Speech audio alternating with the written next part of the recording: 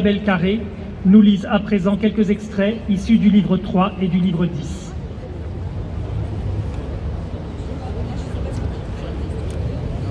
Sans doute c'est encore aujourd'hui un majestueux et sublime édifice que l'église de Notre-Dame de Paris.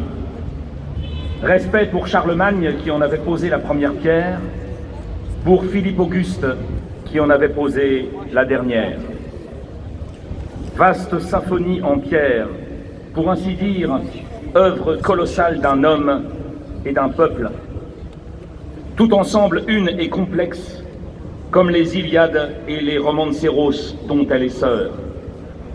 Produit prodigieux de la cotisation de toutes les forces d'une époque, où sur chaque pierre on voit saillir en 100 façons la fantaisie de l'ouvrier, disciplinée par le génie de l'artiste. Sorte de création humaine, en un mot, puissante et féconde comme la création divine, dont elle semble avoir dérobé le double caractère, variété, éternité.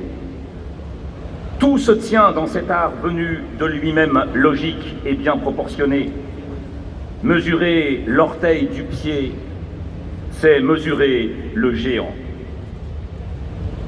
Notre-Dame de Paris n'est point du reste ce que l'on peut appeler un monument complet, défini, classé. Ce n'est plus une église romane, ce n'est pas encore une église gothique. Cet édifice n'est pas un type.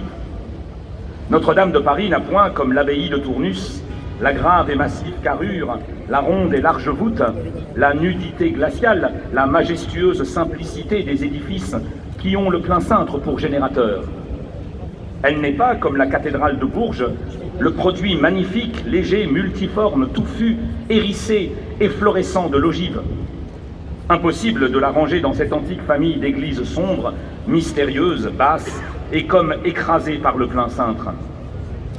Impossible de placer notre cathédrale dans cette autre famille d'églises hautes, aériennes, riches de vitraux et de sculptures, aiguës de forme, hardies. Notre-Dame de Paris n'est pas de pure race romaine comme les premières, ni de pure race arabe comme les secondes. C'est un édifice de la transition. L'architecte saxon achevait de dresser les premiers piliers de la nef lorsque l'ogive qui arrivait de la croisade est venue se poser en conquérante sur ces larges chapiteaux romans qui ne devaient porter que des pleins cintres. L'ogive, maîtresse dès lors, a construit le reste de l'église. Cependant, inexpérimentée et timide à son début, elle s'évase, s'élargit, se contient et n'ose s'élancer encore en flèche et en lancette, comme elle le fait plus tard dans tant de merveilleuses cathédrales. On dirait qu'elle se ressent du voisinage des lourds piliers romans. Chaque face, chaque pierre du vénérable monument est une page, non seulement de l'histoire du pays, mais encore de l'histoire de la science et de l'art. Ainsi, pour n'indiquer ici que les détails principaux, tandis que la petite porte rouge atteint presque aux limites des délicatesses gothiques du XVe siècle, les piliers de la nef, par leur volume et leur gravité, reculent jusqu'à l'abbaye carlovingienne de Saint-Germain-des-Prés. On croirait qu'il y a 6 siècles entre cette porte et ces piliers. Cette église centrale et génératrice est parmi les vieilles églises de Paris une sorte de chimère. Elle a la tête de l'une, les membres de celle-là, la croupe de l'autre, quelque chose de toutes. Nous le répétons, ces constructions hybrides ne sont pas les moins intéressantes pour l'artiste, pour l'antiquaire, pour l'historien. Elles font sentir à quel point l'architecture est chose primitive, en ce qu'elle démontre, ce que démontrent aussi les vestiges cyclopéens, les pyramides d'Égypte, les gigantesques pagodes hindoues, que les plus grands produits de l'architecture sont moins des œuvres individuelles que des œuvres sociales. Plutôt l'enfantement des peuples en travail que le jet des hommes de génie. Le dépôt que laisse une nation. Les entassements que font les siècles. Le résidu des évaporations successives de la société humaine. En un mot, des espèces de formation. Chaque flot du temps superpose son alluvion. Chaque race dépose sa couche sur le monument. Chaque individu apporte sa pierre. Ainsi font les castors, ainsi font les abeilles, ainsi font les hommes. Le grand symbole de l'architecture, Babel, est une ruche. Les grands édifices sont comme les grandes montagnes. Ils sont l'ouvrage des siècles. Souvent, l'art se transforme, qu'il pende encore.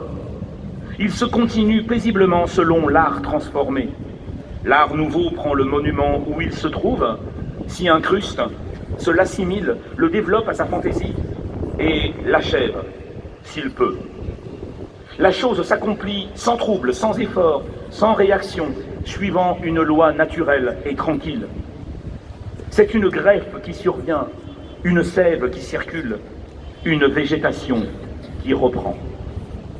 Certes, il y a matière à bien gros livres et souvent histoire universelle de l'humanité dans ces soudures successives de plusieurs arts à plusieurs hauteurs sur le même monument. L'homme, l'artiste, l'individu s'efface sur ces grandes masses sans nom d'auteur. L'intelligence humaine s'y résume et s'y totalise. Le temps est l'architecte, le peuple est le maçon.